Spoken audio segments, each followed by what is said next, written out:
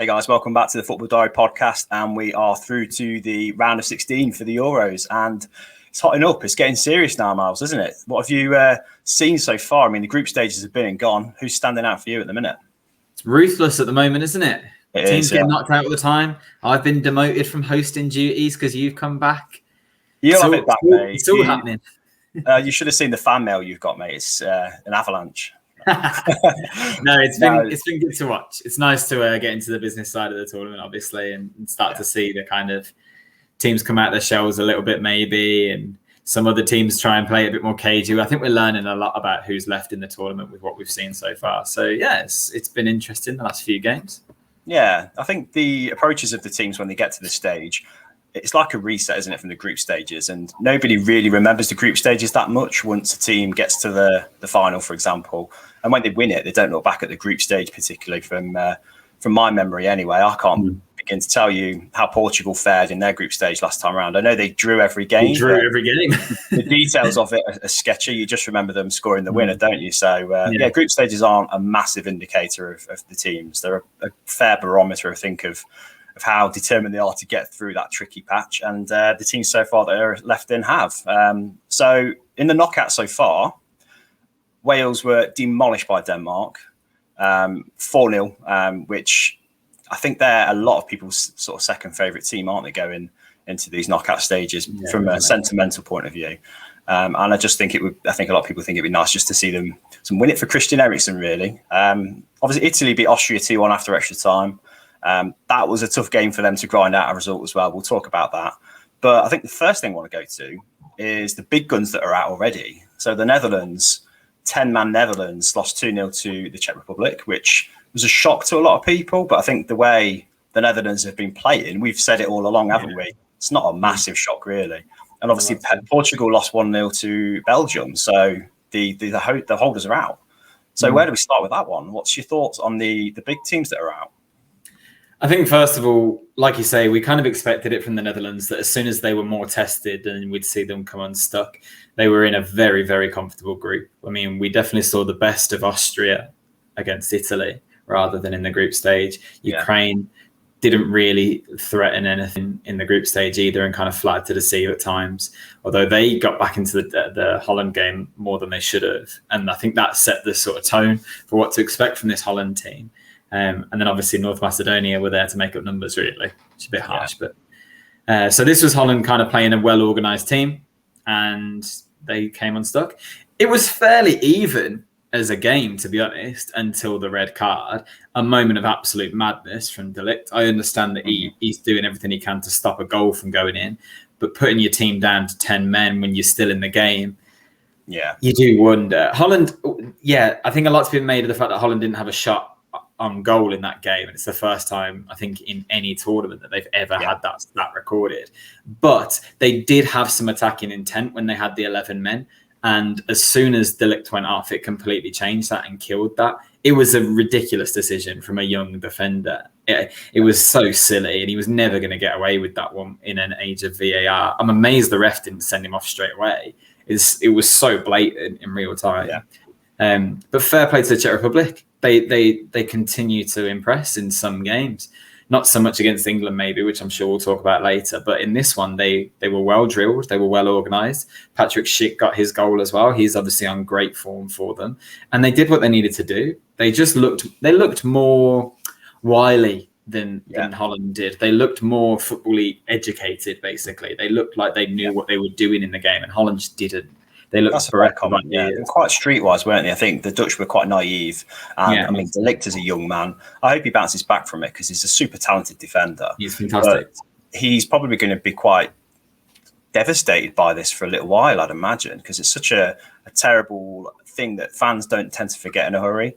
And I think it is blatant, you're right, but it's instinctive as well. I think he diverts the path of the ball because he knows that the next step is it's going to fall into a goal, basically, or a goal scoring opportunity. So I think he's quite fortunate, and I think he will get away with it a little bit in terms of how it's remembered, because I really think that this tournament will be remembered more in terms of we were missing Van Dijk, and that was our problem at the back, and also we had one of the worst managers we could have possibly had for this tournament because the ball is just not good enough for Holland. And I think that showed in the fact that when Ligt went off, that game was even. And of course, you're at a disadvantage at that point. But the way he changed his setup completely nullified any attacking threat that they had. They completely drew their wing backs back in, and it just meant that they were doing nothing all of a sudden. So I do think he holds a lot of responsibility too, and I think that's where the press will go more with De Boer than Ligt. And I think, De Ligt makes a massive mistake, but he wasn't the only one. Why Marlon doesn't shoot when he goes through on goal? That's inexperience. That's a poor decision. At one point, I think it was Denzel Dumfries was through on the right-hand side and tried to play the ball across to Depay and just completely overhit it. And if he feeds Depay there, it's got to be 1-0. So Ligt wasn't the only one who made an error. His was just the most glaring. So I don't think he'll be talked down too much because he is a bit of a golden boy in the Netherlands. But a poor showing from them this tournament, but probably no different to what any of us expected. Yeah, I think you're right. The response to going down to 10 men was poor. I think that really showed what kind of coach, what limitations he has, De Boer, because their biggest attacking threat was down the flanks, wasn't it? Dumfries and was it Van Aanholt as well? Yeah, a real weapon for them. I thought they got forward brilliantly. You're right. There was a few wasteful passes and wayward shots, I think, going into the final third. But those wing backs were essential to them to almost withdraw back once they'd gone down to 10 men. I think the Czech Republic were kind of there for the taking, weren't they? And they didn't capitalize on that. Still got Depay on the pitch, still got De Jong, still got Wijnaldum. So much attacking intent there and threat. And they basically tried to play for a draw, maybe? I don't know. But it was game over as soon as the red card came out. I think as well, we kind of overstate Holland and how good they are based on past reputation. Because actually, when you look at that side, especially with Van Dijk out, Frenkie de Jong, Wijnaldum, Depay, De Ligt, fantastic players. Van Aanholt's just been released by Crystal Palace, and he's playing. Stekelenburg was in goal still. Yeah. That's baffling. Marlon obviously has had a decent season at PSV. He's done well, but that's in the Dutch league. Didn't really make the cut at Arsenal, so you wonder how good he is as a player. Quincy Promes has gone out to Russia, I think. So some of the players they're bringing on, it's not a vintage Dutch side in any way. The midfield is better than it has been for a while. Bear in mind, this is a Holland that didn't qualify for the last one. So I'm not surprised by Holland going out at all. No. And I think Czech Republic actually have got more credit in the bank than Holland going into this game anyway. Even though they didn't win their group, they put in a couple of really good performances and they looked quite threatening in ways, and they look organised. Plus, they've got players that we know are capable of moments. We know about Souček and Soufal from the Premier League. Patrick Schick's having a great tournament. So I don't think this is that much of an upset, really. I think it makes sense. I don't even know where they stand in the FIFA rankings, but I'm sure the Czech Republic are ahead of the Netherlands based on the last 5-10 years or so, surely, you know. Maybe. So, maybe. It shouldn't be a surprise, really. However, Portugal, Belgium, it was more of a surprise for that game because I think we expected a bit more of a classic, didn't we? We saw Lukaku and Ronaldo on the same pitch and was thinking it's a battle of who scores the most goals. And it was, in the end, a quite drab 1-0, wasn't it? Well, I don't think I would call it a drab 1-0. I think it was actually quite an exciting 1-0 in some ways. I think Portugal registered 23 shots on goal, which is the most any team has ever had in a tournament without scoring. So, it was sloppy. We definitely didn't see the best of some of their attacking players, particularly Bruno. I thought he really, really looked out of place. And João Felix as well was not at his best. They brought them both on and they did nothing. Yeah, I think there's a few of them that you look at and we would have expected more of. I actually think Ronaldo had a really, really good tournament. And until this round, he was probably player of the tournament along with Lukaku. But you look at the attacking players that they've got around him at Portugal. And for club this season, you would have thought, wow, they're going to really impress. And actually, none of them turned up. Diogo Jota didn't really do much. Like I say, Bruno looked a shadow of himself, really. Having said that, Renato Sanchez was fantastic. Renato Sanchez has been really good again. And all of a sudden, he's being talked about for a big move again, which feels like deja vu, doesn't it? A good performance at the Euros and then he moves elsewhere. So it depends what Renato Sanchez you get in. If you get the one that broke through at Benfica or the one that kind of has done well for Lille, I mean, they've won the title. He didn't feature quite as much as I think you would have expected. Great. If you get the one that was at Swansea and Bayern Munich, then I'm not so sure. But he did have a very good tournament. It looks like the national shirt is something he really enjoys wearing, clearly. But in this case, I think it was just a case of Belgium, again, were very well organised. They've got a very experienced back line and they seem to handle as much as they could. Courtois is a much better keeper than Patricio is, and I think that showed. As good as Thorgan Hazard's goal was, I do question Patricio's positioning. The ball swerves, so I can understand why it wrong foots him slightly, but he's so far to his near post that if he was just slightly more central, even being wrong-footed, I think he could have got a hand to that. So it was noticeable that I think that was kind of the difference. I think he took a step to his right at the very last minute, and the ball swerved at the same time. So it was just, poor footing. And once you've made that commitment to one side or the other, there's no real recovery from it, is it? So it was a great goal, but he could have got a hand to that, I think, if he was more centered, like you said. So frustrating margins, isn't it, at the end of the day? But I thought Belgium, they defended well. They defended from the front as well. Lukaku's hold-up play was great. He was brilliant. He had no service all game, did he, really? And their attacking threat was nullified, I think, once Kevin De Bruyne went off. And to be fair, Eden Hazard came on, and I thought Eden Hazard played pretty well as well.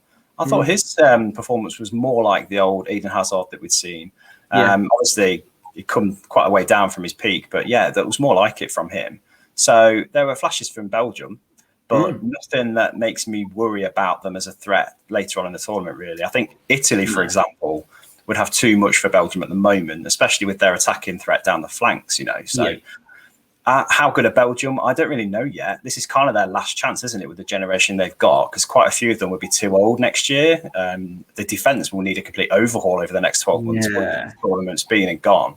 So where do they go from this? Can you see them progressing far into the tournament? It's hard to say because I didn't. So my family are from Belgium. I've got a real soft spot for Belgium. They're the other team that I'll follow in this tournament, along with England, obviously, and Italy. But that's more just a football fan rather than any sort of loyalty. So I watch them quite closely, and I worry with Belgium that actually, if Portugal turn up properly, they tear that defence apart, and they just didn't turn up properly. If Italy turn up properly, they'll tear that defence apart. Courtois has a lot of work to do for Belgium at the moment, and he's doing it because he's a fantastic goalkeeper.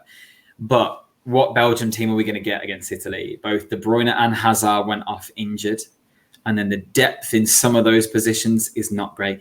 Nasser Chadli's still in the squad, and I think that tells you everything. Carrasco came on, and I thought he looked poor, actually. There was a chance at one point where they broke through. I think it was him and Lukaku, and he couldn't find the right ball, and that would frustrate me. But having said all that, Lukaku could get him through. He's been so good.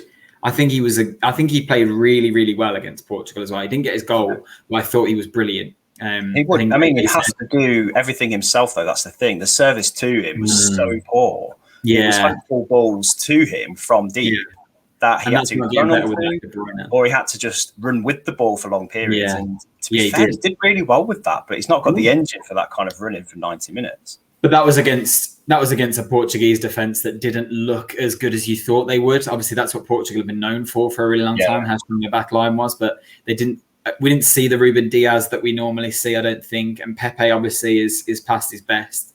I think it's safe to say. Italy, however, conceded 1 goal in 12 games, and even that one's a late extra time goal when they're pretty much through. So you wonder whether they'll have the capability of really beating that defence, particularly without De Bruyne and Hazard to unlock them as well. That's a really big loss. But you never know. Chiellini might be 80% fit and back in the lineup, and then you put Lukaku on him, and you wonder whether that might be a good pair-up.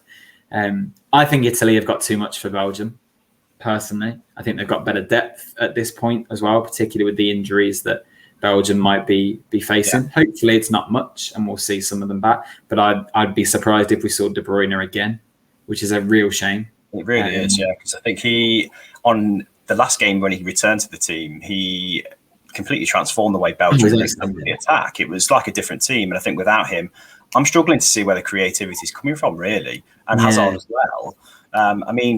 Did they employ Thorgan Hazard as a wing back again this time? They did, didn't they? At times, yeah. So Thorgan Hazard's a really interesting player to me because obviously he was at Chelsea and it felt like it was kind of signed to make Eden happy. And actually, he's a really, really good footballer. He obviously went over to Germany, did well at Gladbach, and now is at Dortmund. And obviously, when lockdown 1 happened and German football came back before everything else, and everyone was all eyes on Germany, I think people in this country were like, hang on a minute, Eden's got a brother. And he's become brilliant for Belgium in particular. I think his goal, he took really, really well. He's got a lot of energy. He is quite versatile. Martinez, I think, is kind of playing with what he's got. Belgium aren't blessed with very good fullbacks right now. And when you think of cross-world football, that's what a lot of teams build their team on, is their fullbacks. I mean, what Belgium wouldn't kill to have Scotland's problem of Andy Robertson and Tierney. They don't have that. So it doesn't surprise me to see players like Carrasco and Hazard playing there. But we saw what Hazard's capable of when he gets forward. And that's where they want to see him. And that's where he have to be against Italy.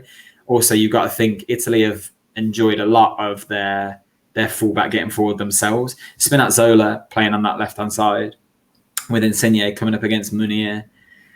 That, to me, seems like a really obvious thing for Italy to try and target. Because I don't mind Meunier either, but he's not defensively that strong. And he's playing as a wing-back with a very old Vermaelen or Vertonghen kind of covering him. Yeah.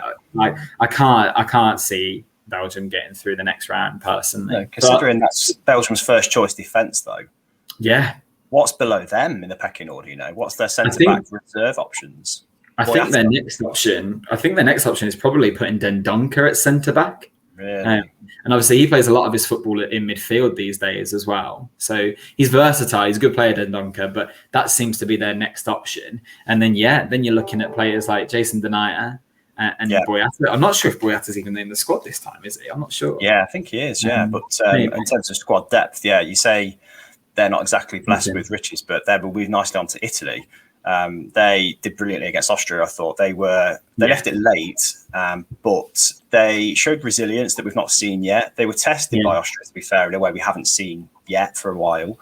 And they came good. I think their squad depth will get them through. They can rotate on a whim, and their like-for-like replacements are almost as strong as one another. So Italy are looking, for me, like the most consistent team in a tournament where nobody has any consistency at all. Yeah, I think I watched this game at home with Naya and her dad, and I think they were probably sick of me going, "Why aren't you bringing Chiesa on yet? Why aren't you bringing Chiesa on yet?" It seemed really obvious that just wasn't Berardi's game, and that Chiesa was exactly what the game was calling out for, and he completely changed the game, and that shows the depth that Italy have. He was fantastic when he came on, and you think that Locatelli has had a really good tournament so far. Didn't start this game. Yeah, you were able to bring him on, so I think Italy did a really good job. It was the best performance we've seen from Austria at this tournament by some distance. They were very organised. They threatened Italy a couple of times. That ball over the top to Arnautovic seemed to be causing a few problems. And obviously they got a goal at one point as well, which was close. I thought it was offside, to be honest, before the VAR check. I thought it did look off, but I think it rattled a few people because, like you say, Italy had not conceded goals for a really long time. So if they had gone behind, that's a very new test for them all of a sudden. And I'm not sure that they get back into that game. However, now they've got that monkey off their back of conceding a goal, but in very flattering circumstances to them of they're tired. It's in the second half of extra time. They're already through pretty much. And now they don't have to worry about that so much. They've had a response to conceding a goal. So you just got to hope that they stay ahead. And I think they will. I think their attacking talent has been fantastic in this tournament. Immobile played well again. He didn't get a goal, but I think he played a lot better. He looks a different kind of player for Italy now than what he was when he first came into the international team. Insigne is just fantastic to watch, isn't he? He's a lovely footballer to watch. He always has this ability to cut onto that right and onto his right foot and look for that top corner. And I'm willing them to go in because I think he's such a great footballer. And it's this guy. He's so hard to track, isn't he? Yeah. It's because of his low center of gravity. He seems to turn and change feet quite easily, which means cutting in and shooting is effortless for him, and it is lovely to watch. He scores that goal for Napoli so often. It's almost like the Iron Robin trick. Like, you know what he's going to do, but you can't get the ball off him. Almost easier. He makes it look easier, I think. Yeah, he's got a really good knack of keeping the ball close to his feet as well. It always seems like he's got it under control. And his shooting was a little bit wayward at times in this game, but you only need one or two of them to go in, and then all of a sudden it's a different story. And Spinazzola is having an unbelievable tournament. He's done well for Roma, but this is not the player I was expecting to see. He's been outstanding. All of a sudden, he looks like one of the best fullbacks at this tournament. And we were just saying about how blessed some of the nations at this tournament are with fullbacks. So I think Italy have got too much for Belgium. They definitely had too much for Austria in the end. And I feel for Austria because I think they played really, really well, actually. Really organised. Midfield worked really hard. Defensively, they were great. David Alaba seemed a lot stronger as well. But they just... At the end of the day, when you play for 120 minutes, quality is going to come through. And you, like you said, you looked at the subs that Italy were making. Austria couldn't come near that, could they? Really? No, I think that's the kind of the ace up their sleeve is that if they bring somebody off the bench, the impact that must have on the players of the opposition team who are tiring, maybe going into extra time or the last 10 minutes of a really intense game, it must be just demoralising to see such talent waiting to come on, especially when, for example, Belgium's first 11 is pretty strong, let's face it, but their subs aren't anywhere near as kind of handy to call upon. Although they brought on Tielemans, to be fair, in the last game, who was a nice one to call upon. But I think their attacking talent is fantastic. Their fullbacks are probably amongst the best in the tournament so far, definitely. And there's been a few decent pairings of fullbacks so far, hasn't there? So Italy's to lose, I think, is fair to say. I still think that. Yeah, I mean, they've taken the tournament by the scruff of the neck. It's theirs. Their momentum, I think, is unreal at the minute. I think the thing for them is as well, they just look so driven for it because at the start of the tournament, everyone was talking about France. Everyone was talking about Portugal, and it felt like they were going, okay, keep going. By everyone, you mean me and Dave, right? Not me. Not you, no. In all seriousness, it does seem like they almost played on that. When was the last time you could have called Italy an underdog? Yeah. Like, that's not in their nature. But Mancini has got such a good spirit in that team. You can see it. They're a completely different side to the one that we're used to. They play incredible attacking football at times. And that's what you want to see. And I was worried that getting into the knockout stages, they might nullify that and go back to basics. And they did at times in this game seem a bit too comfortable just to sit back a bit. But in the first half, you saw a lot more of them moving the ball forward. The second half, Austria looked like they could take it.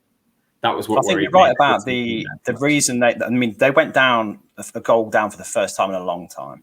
I do agree that they needed that kind of test really just to see how they could respond to it. Yeah. And they responded pretty well, to be fair. Although if it was, say, in the 60th or 65th minute where there's still plenty to play for, would it have knocked them further? We don't know. But that's still to come. I think Belgium have got the capacity to kind of have a sucker punch like that and sit deep. And that clash of styles between the Belgium conservativeness when it needs to happen, because let's face it, they can't rely on their defenders to kind of mop up for them, and the attacking intent of the wingers for Italy will be an interesting one to see, I think. Definitely. I think it'd be a great game. I think it'll be a really, really good game. It's one I'm really looking forward to be honest. Probably the one I'm looking forward to the most in the tournament so far, because I think both sides have potential frailties, but both sides have massive excellence. I think we're coming up. I think this is where the manager shines as well, because you'd take 100%. Mancini over Martinez every day, wouldn't you? And also, can we just say how sharp do Italy look as well? Yeah, the whole Italian coaching staff just look amazing as well. That would intimidate me if I walked out and saw them next to me. I'd be like, yeah, they're winning today. Do you know, somebody pointed out, I think it was on another podcast I listened to, that the management pairing of Mancini and Martinez is a rerun of the FA Cup final that Wigan won against Man City. Yeah, of course it is. It's the first time they've played each other, I think, in competition since then, which is mad, isn't it? Bizarre. How the football world throws up anomalies like that. But I think you're right about Mancini as well. He's a great coach. And I would be concerned if I was Italy, because he must be itching to get back to club football at some point, because he could be an elite coach for a top team. And there's a lot of clubs looking for a coach like him. So whatever happens at these Euros, you have to sort of wonder where he'd go next. I think he might have missed the window a little bit to get a job in Italy, because all of the clubs have already shuffled the pack there and brought someone in. And actually, he's building something really impressive with this Italian side and some very young players in there. He'll definitely want the World Cup with them. definitely. Okay. They've just broken a national team record for the longest unbeaten run. And we're not talking about some minnows here. They've won the World Cup as many times, 4 or 5 times, haven't they? 4 times, I think. They won the World Cup. And they've just broken their record for the longest unbeaten run and wins in a row. That's amazing. Yeah, it's a big feat. And he's only just getting recognition for that. And this stretches back 3 years. So he's had to work hard to re-earn that respect. And I think that's probably an English lens on things. I think the English media only see him from his time at Man City, and they haven't watched his career or his journey since he left. He did a good job at Man City, though, as well. He did a great job. It's unreal how well he did at City, actually, because he was really the one that shaped the success. That was their first real, them coming through, wasn't it? So, fair play. Players from that time at City who have said that his management style was the best they played under, because he was quite intense as a character, and he got into a lot of clashes with players, but it was all healthy. Tevez. Passion, I just remember him and Tevez. They just hated each other for a period, didn't they? Didn't Tevez just disappear for 6 months? Going live on the beach in Argentina, and then all of a sudden just came back and was playing one day? Well, it wasn't just Tevez, it was Balotelli at one point as well. He had clashes with him, left, right and centre. But he's a great coach, and I do wonder where he goes next. But if they go beyond the next round, at least, I think that's the least Italy would have expected before this. I don't think many would have had them down to go beyond the quarters before this tournament. But now, I think now we've seen them close up, they have to get to the final, really, don't they? Come on. Looking at the path, I think so. They can easily make it. Yeah, I think they'll win it. I think they'll win the whole thing. But this is their biggest test yet, and every game that they go through will become their biggest test yet. So that's what this stage of the tournament is, really. They had a favourable group. They got past an organised Austria side, which I think will have woken them up a little bit. Now they face someone who is probably an equal to them and a contender for the title, we would say, in Belgium. Yeah. So great. That's the next challenge they need. And then if they can get through that, it will probably be France, won't it? So if they get to the final, they'll have deserved it. 100%. They've got a few big obstacles to get over, I think, looking at the path. I mean, I'm reluctant to look at the path to finals and things like that, because it sort of smacks of arrogance if you're like an England fan going, do you know what? If we get past Germany, what a great run to the final we'll have. I'm going to say that in a bit. Disregarding every other team that's on their half of the draw. So, but we'll talk about that in a minute. But Italy look great. And it's exciting. The draw's opening up into the nitty gritty now, which is great to see. Just a quick word on Denmark as well. I know you didn't catch much of the game, but how far do you think their sort of feeling and mood in the camp can take them? Because it's quite a powerful thing. And they swept Wales aside convincingly 4-0. Yeah, Wales, it was a step too far, wasn't it? I mean, again, they were in Italy's group, and it was a fairly comfortable group, really, wasn't it? And I think they were fortunate to get through in the manner that they did after one successful performance, really. And in this game, their bigger players didn't really turn up. We didn't see enough of Gareth Bale. Ramsey wasn't there to produce as much. So it's not a vintage Wales team either, really. It's not. I don't think this side is as good as the one that was at the last Euros that did so well. They've got good attacking players this time, but Denmark look so much more comfortable. And like you say, they've got such a spirit about them now. They've overcome something incredible to get to this stage. And they're the neutrals' favourite now, aren't they? And rightly so, because the character they're showing, they didn't just sort of scrape a 1-0 here either. They really went for it. And even in the dying minutes of the game when they're already through, they were still going for it. So fair play to them. The red card was a little harsh, I think. I think they've lost their heads a little bit. No, I don't. I think it was necessary. I think what was harsh on Wales was the second goal for Denmark came off the back of a definite foul in the build-up. I think they still would have gone on to win convincingly anyway, Denmark. So it's kind of irrelevant, really. But they will feel aggrieved that it changed the game completely. It kind of created this avalanche effect of goals, and the confidence that flowed from Denmark after that was kind of unstoppable, really. So, they did well. A good show for Kasper Dolberg as well, who obviously was a young player with a lot of potential, and started to show that in Holland, got his big move to France. It's worked out in various ways for him, really. He had that whole incident where the youth player stole his watch and things, and he didn't seem very settled for a while. So it's good for him to come on and get a couple of goals as well.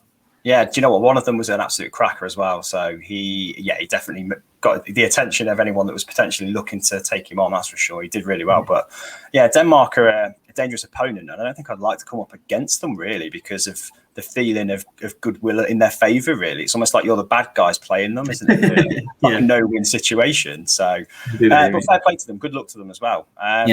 Looking ahead as well, as England fans, so Gareth Southgate did what everybody wanted, started Jack Grealish, and what an effect he had, to be fair. The creativity that came from the guy was fantastic. And watching him play is a joy, it really is. He just draws players to him, which we've mentioned repeatedly. And Saka as well. Bukayo Saka started the game out of nowhere. Still not starting Jadon Sancho, but to be honest, after seeing Saka's performance, man of the match, by the way, I think it was a brave call and it kind of worked out. What happened after that, once they'd scored a goal, England, and went 1-0 up, was unfathomable and completely Southgate to do, and just shut up shop and see out the game and grind out a 1-0 win. So, yes, we won. Yes, we're through. But the sentiment hasn't been particularly positive. Do you want to kind of pinpoint why that might be, Myles? I think it's hard to know where to start, isn't it? England have got such great attacking talent. And we all said going into this tournament, our defence is not our strength, our attack is. And Southgate seems to have set up on a basis of defence rather than attack. Now, that'll get you through a group with Croatia, Czech Republic and Scotland. It will not get you past bigger teams because our defence is not good enough to deal with the bigger teams that we'll face. Our attack is.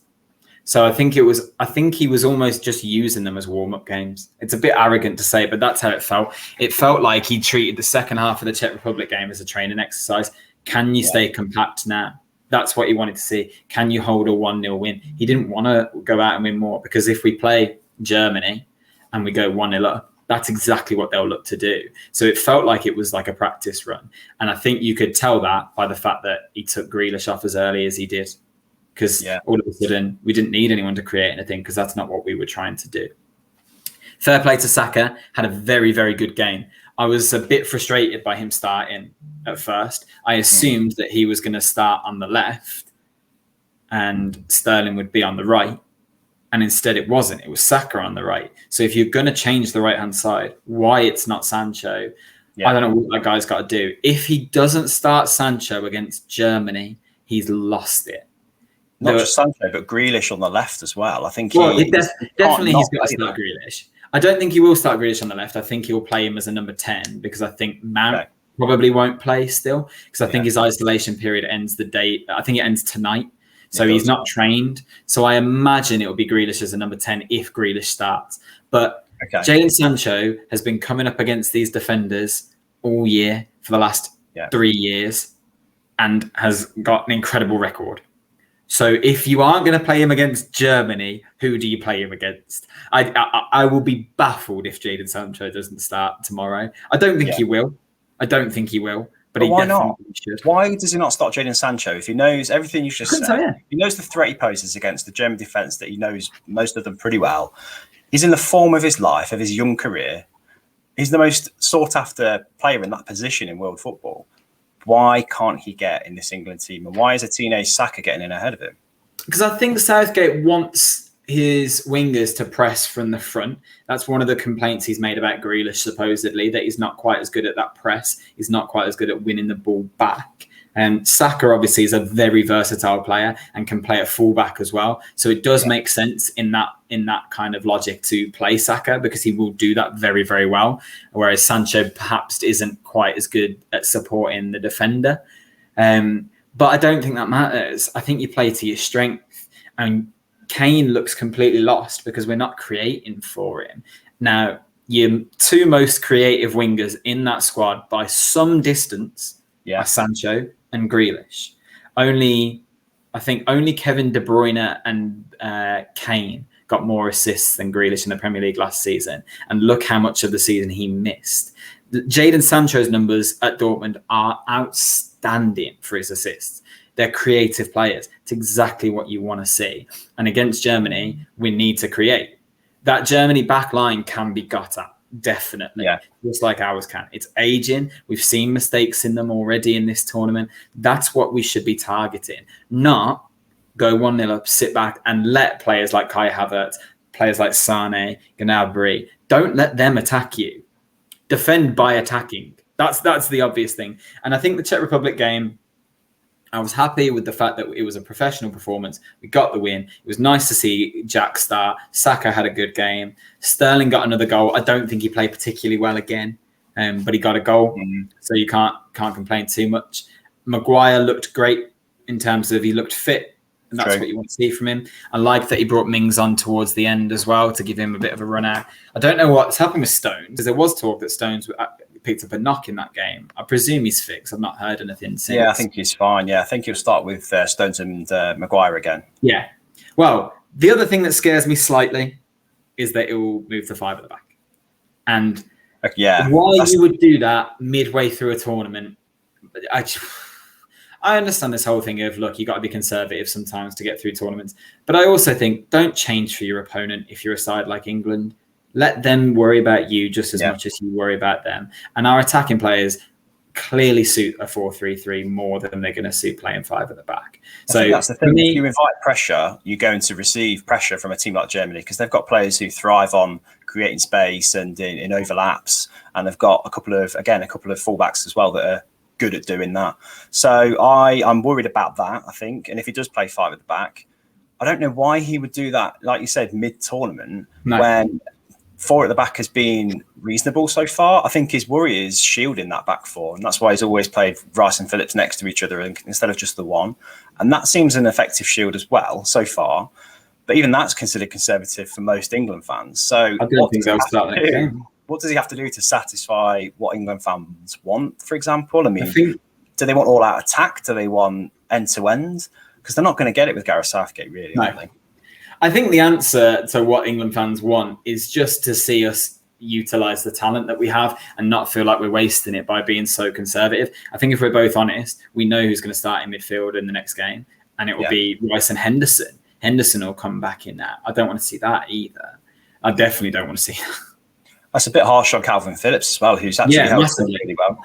You know how you can tell that it's going to be Rice and Henderson, though? He took Rice off at half-time in the Czech Republic game and gave Henderson 45 minutes. So he kept one of them fresh and he gave one of them the minutes. I think that's pretty obvious that he'll play those two. And that will be really harsh because I think Calvin Phillips has had a really good start. Yeah. What England fans will want to see in this game, in my opinion, is probably to see Sancho on the right, Grealish as the number 10 with Mount out. Foden on the left. They would probably want to see Foden on the left. I think it will be Sterling still. And I actually think that's a better idea. I would start Sterling. Sterling's the only person who's scored a goal for us at this tournament. So you got to think that he might have a bit of confidence. And also, what a weapon off the bench Foden would be. More so than Sterling. I think the other thing that's good about Foden is he could play anywhere on that front line. So if any of your front 3 aren't performing in the way that you want them to, then Foden fills that gap. Whereas Sterling is very much going to be on the left-hand side. So I think we've touched on it as well. Foden on.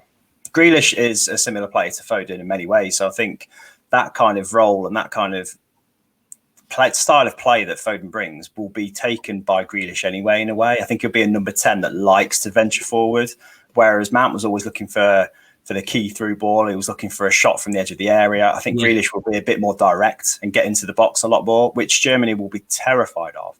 That, with Sterling to the left of him, I think will be a more potent combination potentially. Yeah. Do you know what would really... I would love to see Foden and Grealish start together, to be honest. Because one thing I notice about Grealish is his play becomes so much better when he plays with someone who's good with the ball at their feet and looks for the movements that he does. Although they seem like similar players, the fact they're on the same wavelength is exactly why Jack would work. Because what does Grealish do? Yeah. He brings players to him and creates space for others. If you aren't going to be clever enough to move into that space, or you aren't on the same thought process, then that's useless. Instead, you just end up with one player boxed in by some defenders. Yeah. Foden seems like the sort of player who would operate in the space that Grealish would leave him. And that's a really good idea. I've seen it at Villa. Ross Barkley at Villa had a very poor time as soon as Grealish went out of that side. Yeah. When they played together, they actually looked brilliant because it was two players who were used to playing the ball that way. So as simple as when we were in the Championship, I remember seeing Josh Onomah, not a good footballer really, but quite intricate in how he plays football. And that works with someone like Grealish. Foden is such an upgrade on what Grealish is used to having in that space that seems like a really good combination that we've not seen yet. And I am surprised that he's not tried it yet. I think the Germany game isn't the game to try things in. We had the group stage to do that. So I don't know. I can't help but think he will just go back to the lineup that played the first game, but he'll bring Maguire in for Mings and he'll probably bring Henderson in for Phillips. Whether Mount is back in time or not will determine whether Jack plays. And I think we'll probably see Kane, Sterling and Foden as the front three. But I would love to see Sancho in this game. I really, really would. I think it makes so much sense. And I think Jack has to start again. And if I saw Saka in the lineup, I wouldn't be that upset either. I think he had such a good game in the last one and he does make sense. I think sometimes it's nice to see ambition from the start from a coach. And I think that was the thing with Saka. It was a bit of a gamble, and we don't see that very often with Gareth Southgate, do we? His selections are fairly safe on the whole. So that was a step in the right direction. We want to see a bit of gamble with these young players, because I think I heard in conversation in the run-up to this game, England and Germany have got a history, and it's a history that a lot of past players were fearful of because it was quite a recent rivalry, and Germany were quite recently very good at that time. But now neither team's had a great deal of success. So the only respect these young players have got for each other is from Champions League football, for example. And on the whole, the English players have had more domestic success than the German players, haven't they? So I think there'll be more of a fear from the German players towards the English players because of the Premier League and because of how they've performed in the Champions League and their clubs. They've got more prestige than some of the German players have. Having said that, we don't know what a first choice England lineup is yet. We don't know what his strongest and most favoured team is. So there's an unpredictability about them. There's an unpredictability about Germany, I should say. So it is a little bit 50-50, isn't it? I can't really tell which way this could go. And it will probably take a horrendous mistake for breaking the deadlock or a moment of absolute brilliance, you know? Well, the thing that we're all waiting for is Harry Kane's a turner. And if that happens in this game, then I think we're onto a real winner. They definitely don't have a number 9 in Germany as good as Harry Kane for the German national team, I should say. So if that's what decides it, then you'd like to think that would be the thing. He's had a bit longer to rest. I'm really surprised he played 90 minutes against Czech Republic because he just doesn't look fit. And Calvert-Lewin must be so frustrated and thinking, why am I even here? Because even when he does come off, it's Rashford that comes on. I tell you what, and I know I'm biased, but we've seen massively why you should have taken Ollie Watkins so far. Because when Kane looks short of energy, Watkins is the player that's used to playing down the middle and doing that much running and pressing from the front. And if that's what Southgate wants to do, I cannot believe Watkins is not there. And this is exactly the sort of game where you probably want him. If you go 1-0 up, Kane does not look like he's got the legs right now to continue to press high and to continue to make runs in behind. Calvert-Lewin isn't really that kind of player. Rashford isn't used to playing down the middle right now. So I do think that's something that's been overlooked. But we'll see. I am excited for the game, I think. I'm worried that it will be dull and a 1-0 either way. Okay. But if you offer me that now, I'd take it. If you're asking me 1-0, but I think I think you're right. Gareth Southgate will probably be happy with that, and I don't think he cares how England win. He just wants them to win, which again makes sense.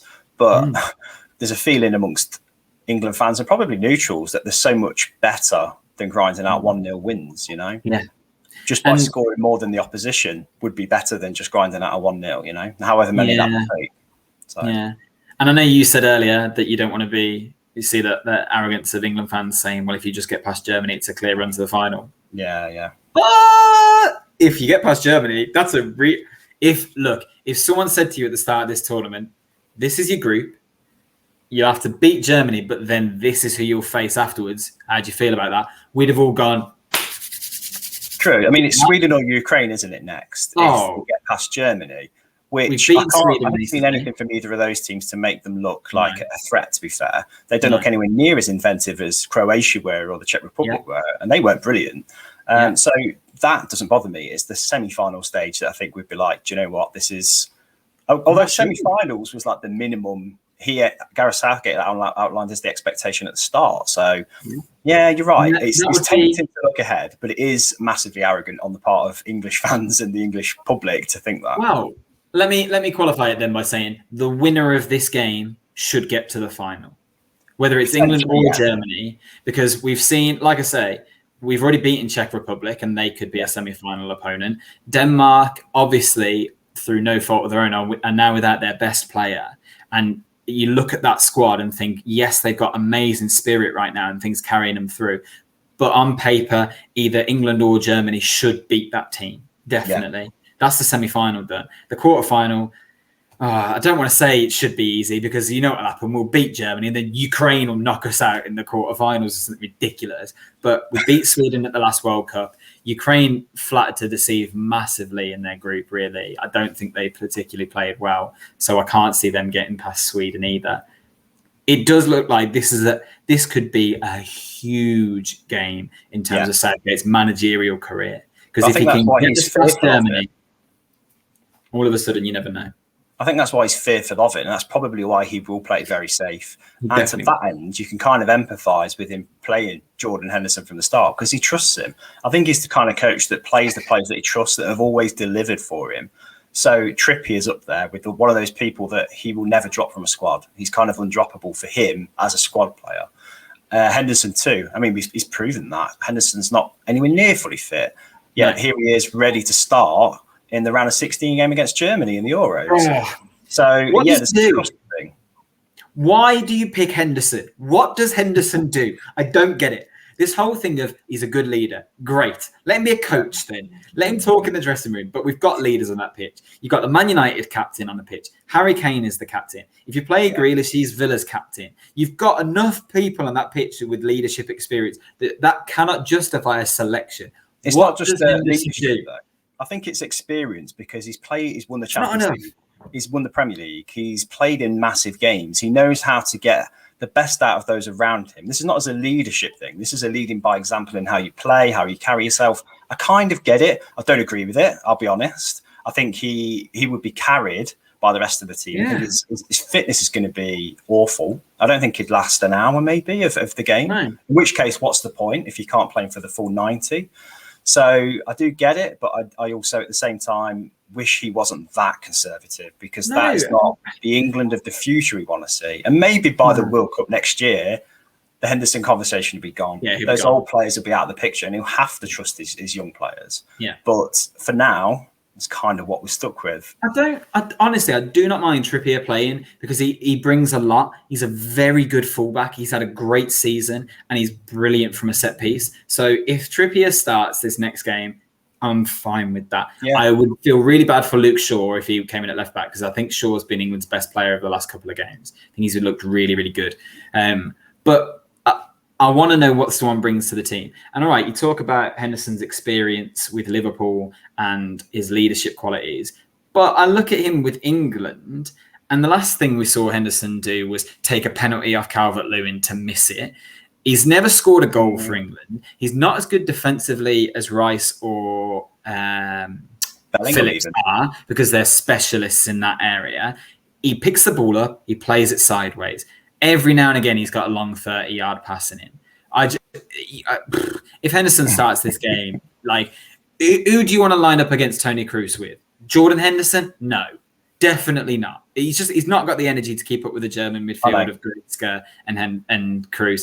I keep him well away from that team as far as I'm concerned. He's not fit. He doesn't bring anything to the table. Let Phillips play. He's played well. Bring Bellingham in.